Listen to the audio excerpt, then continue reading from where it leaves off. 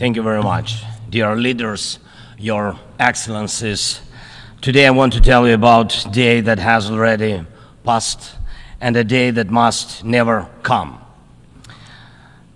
On the night of March 4th, 2022, I received one of the most terrifying reports since the beginning of a full-scale Russian invasion against Ukraine.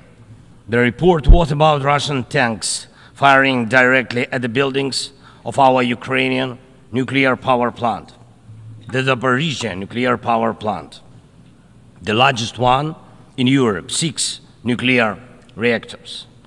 The Russian army stormed this facility just as brutally as any other during this war, without thinking about the consequences, possibly disastrous.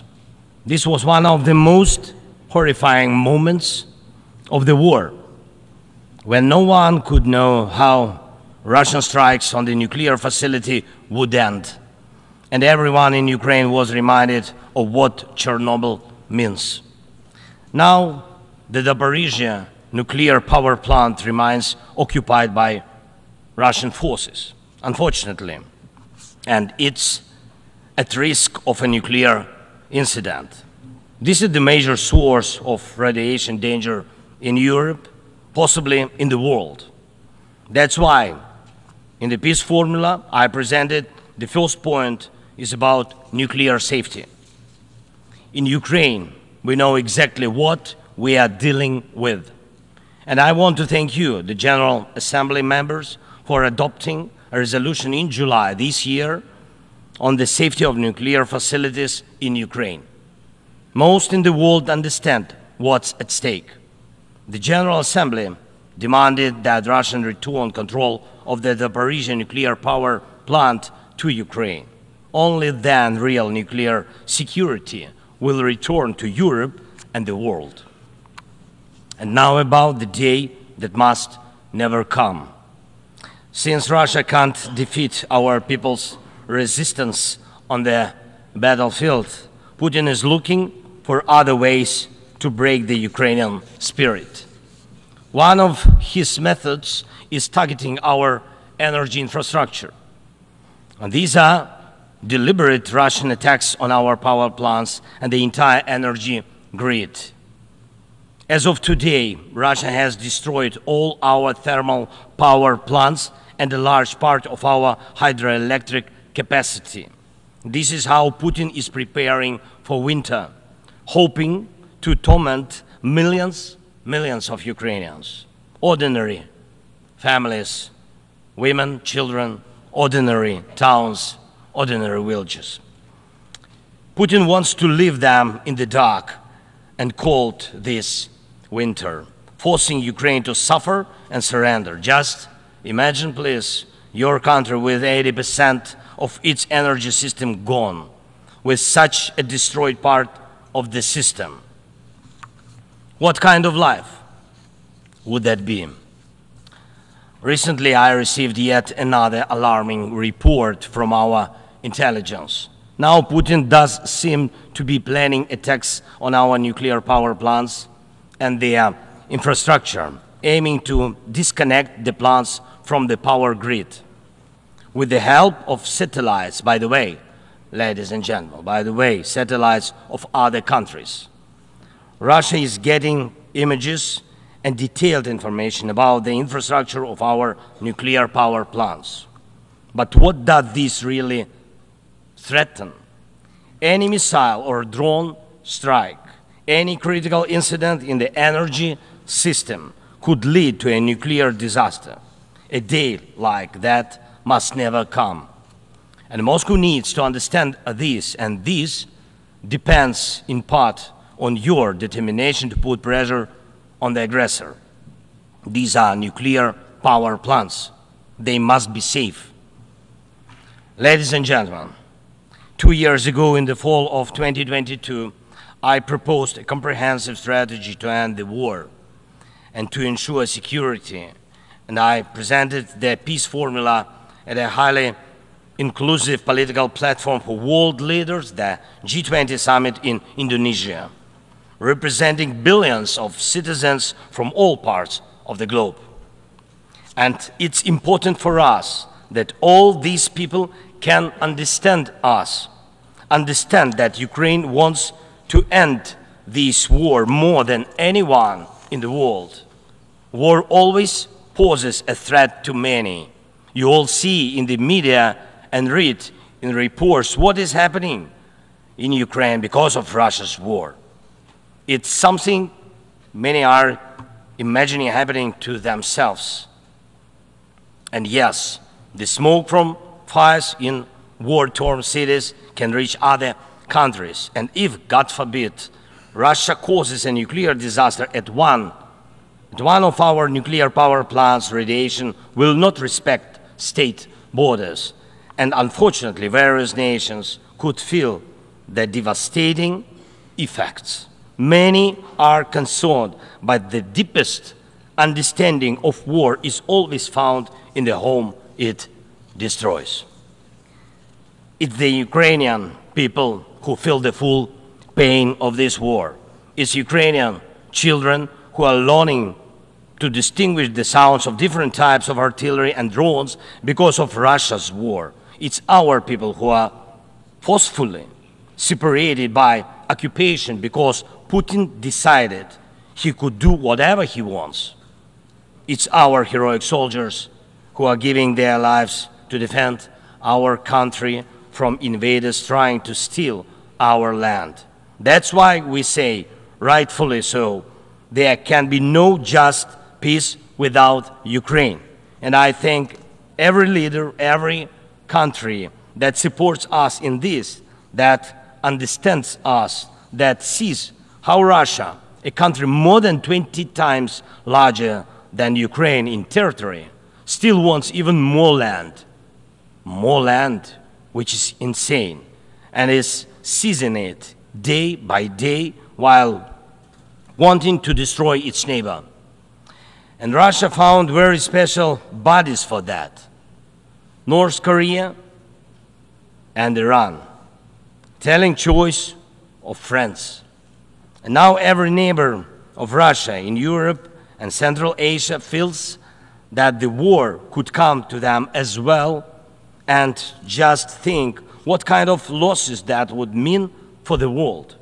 And I thank nearly 100 nations and international organizations that have supported the peace formula. It's truly a global community: Africa, Asia, Europe, Latin America, North America, the Pacific region, all united by the peace formula. And I am glad that the first peace summit was so reminding of the UN General Assembly. Everyone was equal.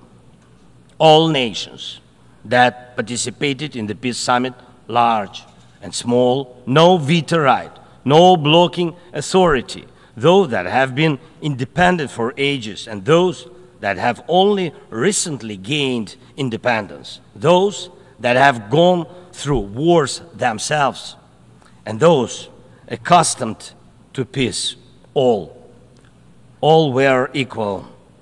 That is what Russia hates the most and cannot control. That's why Russia says the peace formula doesn't suit it. Here at the UN, I've already met with leaders from India, Guatemala, Japan and Italy, Turkey and Finland, Canada, Paraguay, Slovenia, Germany and others, and my meetings will continue. These are different, absolutely, parts of the world and various political waves of life, but they share the same understanding. Peace is needed, and it must be a real, just peace.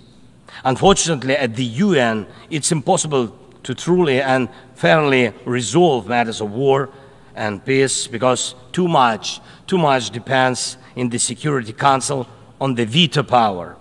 When the aggressor exercises veto power, the UN is powerless to stop the war, but the peace formula can.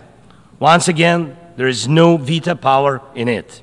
That's why it's the best opportunity for peace. Everyone is equal, and it's effective and comprehensive. When some propose alternatives, half-hearted settlement plans, so-called sets of principles. It not only ignores the interests and suffering of Ukrainians, who are affected by the war the most. It not only ignores reality, but also gives Putin the political space to continue the war and pressure the world to bring more nations under control. Any parallel or alternative attempts to seek peace are, in fact, efforts to achieve a lull instead of an end to the war. As a global initiative, the peace formula has already existed for 2 years, and maybe somebody wants a Nobel Prize for their political biography for frozen truths instead of real peace, but the only prizes Putin will give you in return are more suffering and disasters. We must restore nuclear safety. Energy must stop being used as a weapon. We must ensure food security. We need to bring home all our captured soldiers and civilians forcibly deported to Russia. We must uphold the UN Charter and guarantee our right, Ukraine's right to territorial integrity and sovereignty, just as we do for any other nation. We need to withdraw the Russian occupiers, which will bring an end to the hostilities in Ukraine, and we must hold those responsible for war crimes accountable.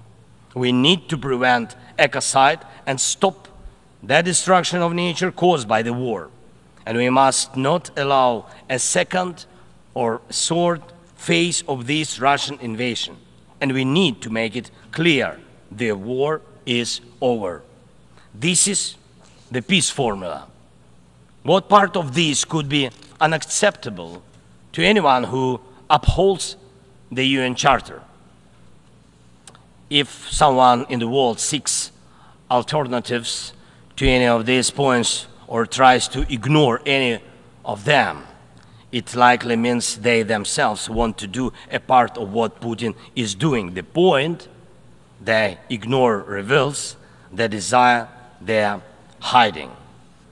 And when the Chinese-Brazilian duo tries to grow into a choir of voices, with someone in Europe, with someone in Africa saying something alternative to a full and just peace, the question arises, what is the true interest?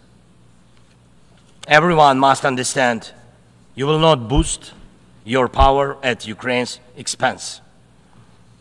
And the world has already been through colonial wars and conspiracies of great powers at the expense of those who are smaller.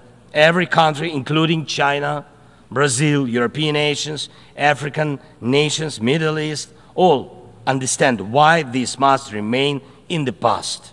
And Ukrainians will never accept why anyone in the world believes that such a brutal colonial past, which suits no one today, can be imposed on Ukraine now instead of a normal, peaceful life. I want peace for my people, real peace and just peace. And I'm asking for your support from all nations of the world. We do not divide the world. I ask the same of you, do not divide the world. Be united nations. And that will bring us peace. Thank you. Slava Ukraini. On behalf of the Assembly, I wish to thank the President of Ukraine.